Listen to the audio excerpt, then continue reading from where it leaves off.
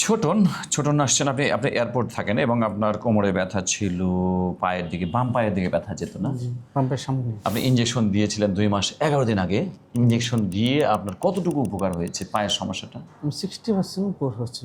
60% ওনার উপকার হয়েছে একটা ইঞ্জেকশন দিয়েই। এখন আমি যদি সারাদিন করে হাঁটি তাহলে আমার ব্যথা লাগে না। আমার একটা কিন্তু আপনার সমস্যাটা কতদিন? 2 বছর, হ্যাঁ, 2.5 বছর এরকম হবে। জি। তো আগে আগে কোনো ফিজিওথেরাপি দিয়েছিলেন, আগে কোনো ইঞ্জেকশন দিয়েছিলেন, কোনো ডাক্তারকে দেখিয়েছিলেন যিনি অপারেশন বলেছে, এরকম কিছু ছিল? না না, অপারেশন কিছু বলে নাই। ফিজিওথেরাপি দিয়েছিলাম, ফিজিওথেরাপি কতদিন দিয়েছিলেন? 17 দিন 18 দিন। তাতে উপকার হয়েছিল? আরাম হয়েছিল? না, আমার এরকম কিছু লাগে নাই। আরাম হয়? জি জি। পরে ইঞ্জেকশন দিয়ে আপনার একটু আরাম হলো না? হ্যাঁ, ইঞ্জেকশনটা আলহামদুলিল্লাহ। ইঞ্জেকশন দিয়ে এখন আপনি বলছেন 60%, 100%-এর মধ্যে, তাই না? জি। এখন আপনি কতক্ষণ হাঁটলে বাম আমি পায়ের দিকে? আমি যদি 2 ঘন্টা হাঁটি আমার পায়ে ব্যথা নেই। আগে কতটুকু হতো? আগে কতক্ষণ হাঁটতেন? আপনার 10 মিনিট হাঁটলে আমার এই ব্যথাটা লাগে। পায়ের সমস্যাটা হতো। হ্যাঁ। এখন আপনি আসলেন কেন?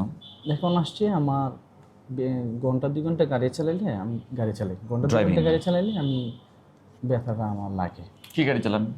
প্রাইভেট কার মানে জিপ গাড়ি, হেরিয়ে গাড়ি। সমস্যা হওয়ার কথা না। তো ঘন্টা 2 ঘন্টা গাড়ি চালালে আমার ব্যথাটা লাগে। আমার একটা বাচ্চা আছে 1 বছর বয়সে, ওই বাচ্চাটা নিয়ে যদি আমি বাইর হই 10 মিনিটে বোধ আমার বাম পায়ে পুরাটাও ঘোরা দিতে বাম পায়ের উড়া। উড়াত মানে এই উড়াত এই আমার এটা কতদিন আগের? এটা 8-9 মাসে। 8-9 মাস আগে। আর এমআরআই দরকার নেই, আপনার এমআরআইতে আমার কিচ্ছু পাইনি, সুপার নর্মাল, তাই না? তো উড়াতটা আমার অবশ্যই এটা বুঝতে পেরেছেন তো না, যে এই ডিস্কটা শুধু কালো কিন্তু এটা স্পাইনাল কর্ড, এটাকে যে কোথাও কোনো কম্প্রেশন নাই। তাহলে প্রথম ডিস্কটা সাদা, দ্বিতীয়টা কালো। এই যে প্রথম ডিস্কের লাইন এটা সাদা, দ্বিতীয়টা কালো। এখানে দেখা যাচ্ছে যে হ্যাঁ, বাম পা ডান পা দুটোই প্রবলেম আছে। তো আপনার জীবনেও অপারেশন লাগবে না ইনশাআল্লাহ। এ ব্যাপারে তো আপনি নিশ্চিত? আমরা তো গতবারে বলেছিলাম, তাই না? জি। ঠিক আছে, আপনার সেকেন্ড ডোজ ইঞ্জেকশন দেওয়াও যেতে পারে, নাও দেওয়া যেতে পারে, যেহেতু 60% উপকার হয়েছে। এখন কি জন্য এসেছেন? কি ইঞ্জেকশন দেওয়ার জন্য?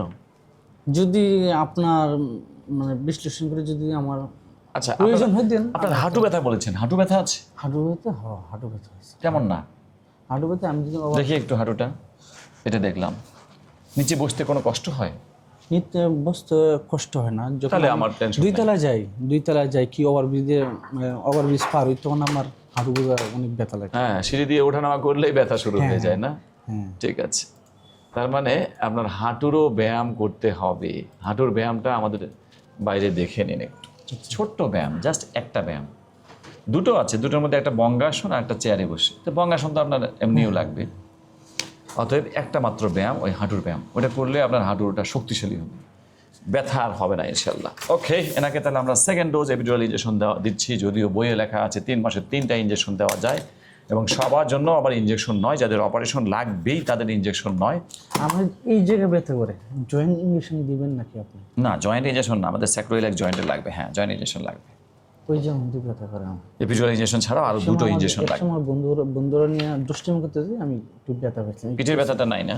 না, পিঠের ব্যথা নেই। হাঁটুর ইঞ্জেকশন দিয়েছিলাম আগে তো একবার। ওই জায়গা দিছিলেন? অনেক কিছু দিয়েছিলাম দেখি। ছয়টা না 5টা দিছিলেন? হ্যাঁ, এখন আর এত নাই। ঠিক আছে, ওকে, ডান। তাহলে ওনার আল্লাহর রহমতে একটা ইঞ্জেকশনই 60% উপকার হয়েছে। যদি 70 বা 80% উপকার হতো তাহলে আমরা আর কখনোই ইঞ্জেকশন দিতাম না, এমনকি রুগী চাইলেও দেব না।